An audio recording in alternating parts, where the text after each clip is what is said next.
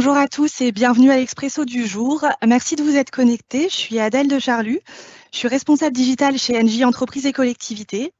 Et si c'est la première fois que vous vous connectez à l'Expresso, c'est un format court de 15 minutes. Deux choses à retenir sur cet Expresso.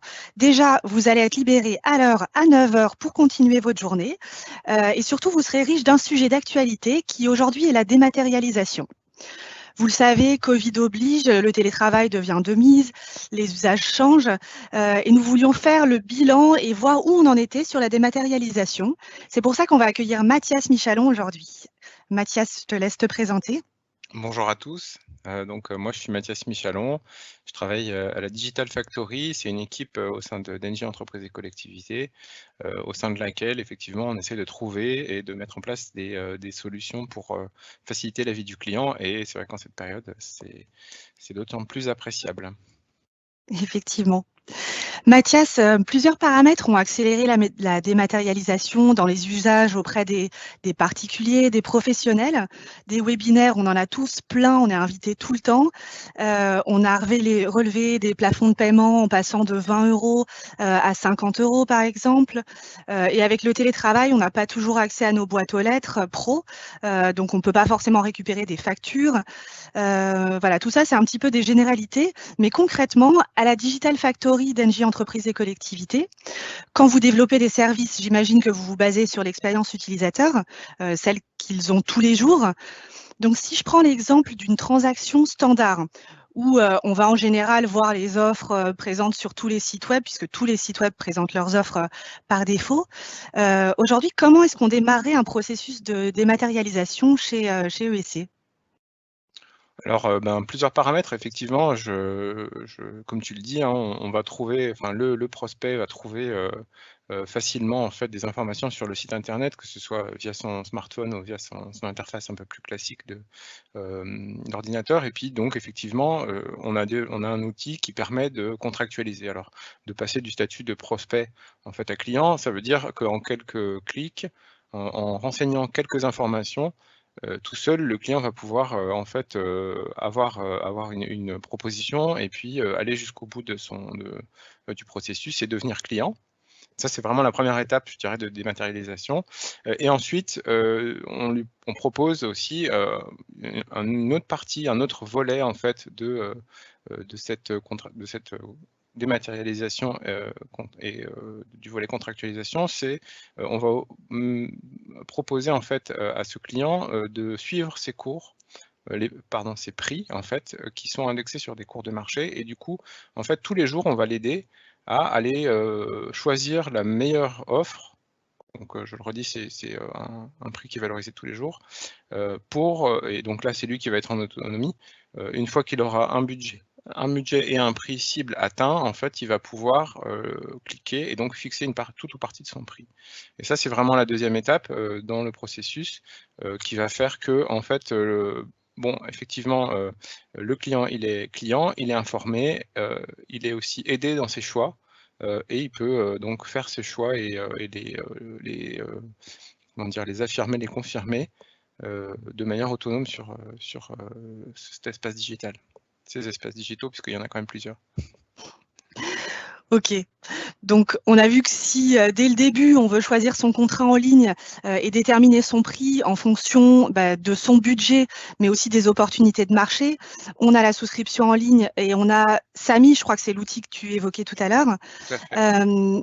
Une fois qu'on a signé, on sait qu'en général, c'est plus vraiment les mêmes interlocuteurs que lors de l'échange commercial. Il y a souvent des besoins un peu plus opérationnels qui sont liés à la gestion de l'énergie au quotidien. Du coup, une fois qu'on est client, qu'est-ce qui se passe ?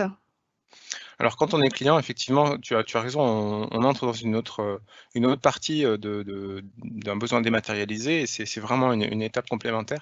Alors, c'est vrai qu'on va sur l'espace client, du coup, hein, du nom espace client, qu'on appelle chez nous Billy, c'est son petit nom. Alors, c'est vrai qu'il y a beaucoup de choses à dire sur Billy. On pourrait parler du moment où en fait on va renseigner tous les éléments qui sont nécessaires pour amener un bien à un contrat. On pourrait parler des exports qui servent, par exemple, qui peuvent servir à des comptables, qui peuvent servir à des gestionnaires, qui peuvent servir en fait un panel assez large d'utilisateurs chez le client. On pourrait parler aussi des courbes de charge de la conso, on pourrait parler de beaucoup de choses, mais c'est vrai que là, vu qu'on parle de démat, je trouve que c'est intéressant de faire peut-être une focale sur la facture intelligente, qu'on appelle aussi la smart facture, parce que en fait là, dans le cadre de la démat, il y a vraiment eu quelque chose de nouveau et de changeant par rapport à aux habitudes qu'on peut avoir et que le client peut avoir. C'est au lieu d'avoir un papier à 4 en fait, on l'a toujours, hein, mais on a aussi la possibilité de visualiser les différents éléments qui vont composer la facture. Et donc quand je dis les différents éléments, ça va assez loin, c'est-à-dire qu'il y a d'une part la fourniture, mais je pense que le client est au courant, il n'y a vraiment pas que la fourniture qui va composer en fait le total de la facture. Il y a des taxes, des frais également qui peuvent être des frais distributeurs par exemple. Et du coup ça, on l'a sorti en fait du papier et de sa version linéaire et on en a fait une représentation dynamique et adaptée à chaque document.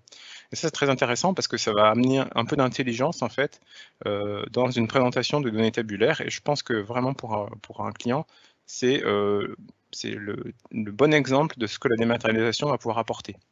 Et donc, c'est vrai que la smart facture, c'est un plus par rapport à une facture papier, quoi. Ok, donc en gros, dans Billy, ce qu'il faut retenir, c'est la facture intelligente qui va nous permettre de comprendre toutes nos dépenses pour optimiser sans doute ses consommations. Mais du coup, sinon, qu'est-ce que les clients vont trouver chez NJ Entreprises et Collectivités qu'ils ne vont pas trouver chez nos concurrents?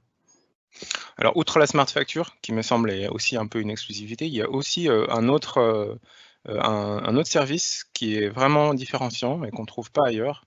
En fait, c'est ce qu'on a appelé les Billy Connect. Alors, c'est encore un nom de produit. C'est en fait notre service API. Alors, en quoi il consiste? Très simplement, c'est l'idée de se dire aujourd'hui, on a des clients et on en a un certain nombre qui ont besoin de récupérer leurs données de manière facile, rapide et exhaustive. Et du coup, là, on se passe complètement dans ce niveau. On dit au revoir un petit peu à une interface, puisqu'en fait, le client qui va utiliser les API, il va pouvoir connecter son système d'information, moyennant un tout petit peu, mais vraiment, je dis un tout petit peu, de développement, parce qu'il faut quand même savoir lire un format, mais c'est vraiment très très peu de choses.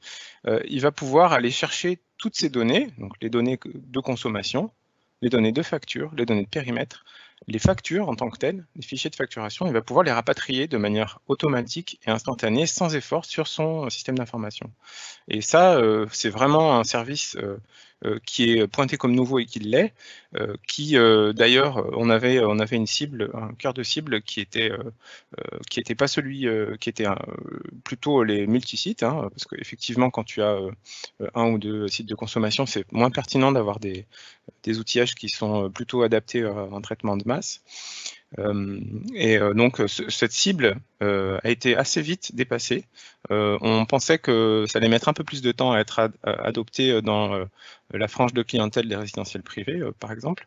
On ciblait plutôt les multisites publics ou privés, et c'est vrai qu'on a été agréablement surpris par la manière dont ça a pu prendre en fait.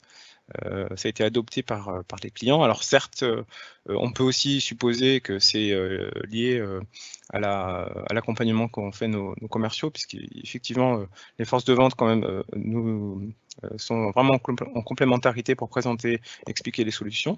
Mais c'est vrai que du coup, c'est aujourd'hui, en termes de métriques, on a presque un site de consommation sur 5. Hein, on est à plus de 100 000 sites de clients qui utilisent des API, des solutions API pour venir consulter, consommation, facturation, voire demande. Donc effectivement, je pense que c'est un produit différenciant et qui est un peu plébiscité, entre guillemets, si on peut parler de plébiscite dans ce contexte, par nos clients. Ok, donc en fait, c'est plus vraiment l'utilisateur qui s'adapte aux interfaces du fournisseur, mais c'est l'inverse. Oui, on peut dire ça, tout à fait. C'est une bonne description. Ok, merci Mathias. Il est 55, je vois qu'on a quelques questions sur le chat, du coup on va y répondre. Je précise juste que si on n'a pas le temps de répondre à toutes, rassurez-vous, on répondra à toutes vos questions de manière individuelle directement dans le chat après. Donc la première question, comptez-vous utiliser des technologies comme la blockchain pour dématérialiser pour certifier l'origine de l'énergie. Alors la blockchain, oui, en fait, du coup, il y a même des projets en ce sens. Ça permet en fait aux clients de voir, mais je pense que la personne qui pose la question est au courant, ça permet en fait d'être sûr de l'origine de l'énergie qu'il va consommer. C'est un point très important aujourd'hui chez le consommateur. Et oui, donc effectivement, il y a des tests, il y a des projets en cours. Alors c'est pas encore au stade industriel, mais ça va venir bientôt. Ok. Merci Mathias. Une deuxième question. Pensez-vous qu'on puisse un jour payer en Bitcoin? En payer les factures Engie? Ben oui, je pense que c'est tout à fait possible, oui, dans la mesure où le Bitcoin, c'est une monnaie qui a un encours et qui est reconnue, il n'y a pas de problème. Après, moi je ne sais pas quel jour ce sera, mais effectivement, il n'y a pas de barrière majeure, si ce n'est la volonté politique, voilà. Ok. Merci Mathias. On a compris du coup que la dématérialisation, le digital, c'est surtout une expérience et c'est un confort pour les utilisateurs. On n'est plus uniquement sur de la dématérialisation simple, point par point des processus traditionnels, mais du coup, ça va permettre des parcours nouveaux avec des avantages nouveaux aussi à chaque étape de la contractualisation. Je pense qu'il y a un point qui est nécessaire de rappeler, c'est que le client aura toujours le choix de consulter son interlocuteur commercial ou d'être en full digital. C'est vraiment lui qui décide et il est possible évidemment de passer de l'un à l'autre. Je pense que c'est comme ça qu'on envisage l'expérience client chez Engie et c'est important de le rappeler. Donc, en tout cas, merci beaucoup, Mathias. Merci à tous d'avoir participé. Et il est 57. On a quelques minutes d'avance, mais on se retrouve pour le prochain Expresso, jeudi prochain à 8h45 pour parler des C2E, avec les actualités sur la phase 5 des C2E, les travaux de rénovation. On sera avec Certinergie. Merci beaucoup à tous et bon début de journée.